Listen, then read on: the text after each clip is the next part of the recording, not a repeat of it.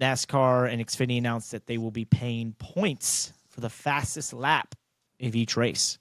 So it's an owner and driver point. Cool. Just regular season points. Kind of interesting. We've always seen those Xfinity fastest lap things and that sort of stuff, but for it to actually mean something now. Why not? I think it'll be funny at the Xfinity races, the truck races, and even the Cup races to see that the fastest car will be someone that's tailed the pack for 90% of the race. Oh, yeah. And it'll be like, Joey Gase, Xfinity fastest lap point at Daytona. It'll be like that meme where it's like the guy standing on the podiums, where it's like the top guy, and the guy that's like off to the side, and he's spraying the champagne on himself. That's big. For the smaller teams, it just adds the importance of super speedway racing because, for teams, especially in the Cup Series, this doesn't happen as much, but if you really were a bottom team that's finishing in the 30s often, 1 point percentage-wise is massive. So it can be massive. So that can really add up. It would have changed. I saw some numbers. It would have changed. Well, listen to this. It would have changed Christopher Bell advancing out of Talladega, and it would have changed Kyle Larson would have most likely won the regular season championship, which would then at Martinsville had him within like a point or less of he would have made the championship four. Interesting. Yeah. So then you just kind of maybe prove my point wrong, but just off the top of my head, I don't think that it's going to be that interesting or relevant until the playoffs. Nah, I still commit to that. Yeah, I don't really think this points thing is that interesting to me until the playoffs. That's where I think it'll get interesting. Because when you're getting the playoff cutoff, it will. Unfortunately, for the mid-level teams, this award is really just going to get paid out to the fastest 10 cars every week. Yep. With the exception of super speedways. Right? Yep. So this is really kind of and it's not by a lot. It's only 1 point, but this is a little bit of a rich get richer, in my opinion. Well, it's the same thing in the stages. Right. Stages have done that. Right. It's just a little bit of a rich get richer. It's a little bit more of an award for the faster cars. So the same 10 cars I think are going to win 80% of these points. And that throughout the regular season maybe it'll just make the points battle for the non-win playoff cut line like closer. I don't know. Maybe it may make it interesting, but like I don't think that we will really care about these points until in the playoffs, and that's where it'll be interesting. Is those last to get to the next stage of a playoff, you're going to have 8 drivers who are all capable of winning the fastest lap point, trying to get the fastest lap point. Now, What I don't think we'll see. Here's another thing to think about. Go on. That, it's just, I'm sure that somebody's already looked at this data, and I haven't, but when does that fastest lap usually happen? Because at some tracks, that fastest lap could happen early in the race, and it just never happens again. Yep. Although it usually happens late in the race. Does it happen late in the race? Yeah. It's usually when it happens. So is it going to reward, is it just going to reward people who start in the first 2 or 3 rows late in every race?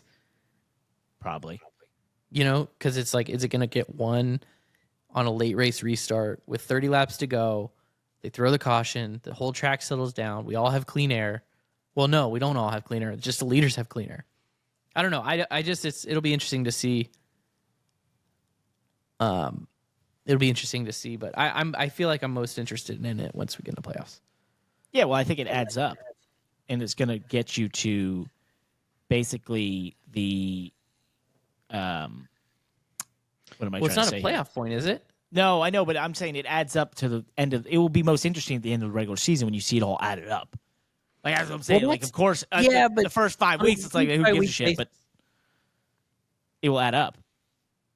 Yeah, but it's going to add. Okay, maybe this is a better way of saying it. It's going to add up, and it might be interesting interesting to see how it helps decide the regular season champion. But it's not going to have that big of an effect on who makes the playoffs, because the 10 drivers who are going to win 80% of these points are probably drivers who have wins anyways. Yep. Right? So I think it's going to have very little effect on the regular season points, other than, it probably will be a difference maker on who wins the regular season championship. Right? Yep. Where the fastest lap point will be interesting on a race by race basis is in the playoffs. Yeah. Okay. Now I get what you're saying. Now we're on the same page. You're 100% right. The other interesting side to this that I don't think we'll see is in F1 when they've had this, which I think they just got rid of it, by the way. The thing you would see is teams that are in a position where they can get a free pit stop late in the race, low fuel because they don't refuel, so the fuel gets lower, the car gets lighter. They'll see it the pit road delta is 25 seconds. They have a 25-second gap to the person or 28-second gap to the person behind them. They're not going to catch the person ahead of them, and so they say pit, put on soft tires, and they go and rip a fast lap to try and get the point, right? So I don't think we'll be seeing that. I don't think you'll see someone, it's just not – that's not how it would operate in NASCAR. Maybe a road course. I don't know. That'd be such a stretch. No, because the best chance – like your car has to cool down. It has to have a cooling period and everything to go rip a fast lap. Yeah. And you have to have perfectly clean air. And so the fast lap is probably going to come from a late race restart. And so whoever's on the first row of the late race restart. Yep. Yeah, because you pump up the tires late in the race. And you have clean air from the restart. You don't have anybody in front of you. Yep. No, that's where it's going to come from. 100%. Hey, one thing that won't happen if you have damage now is the DVP will no longer end your race. I don't know if you saw this, but basically instead of you running out of time on the clock and then just go in the garage, they're basically going to allow you to then just go work on your car in the garage and come back out. So we will start to see broken race cars again on the racetrack. I don't know if we're going to see crash carts to the level of the mid-2010s, those insane, massive things that held all the body parts that they could just bolt on, and even as far as like suspension components, all that. But I think you will see more damaged race cars on the racetrack. Cool. Yep. Yeah, I didn't like the crash clock anyways. So.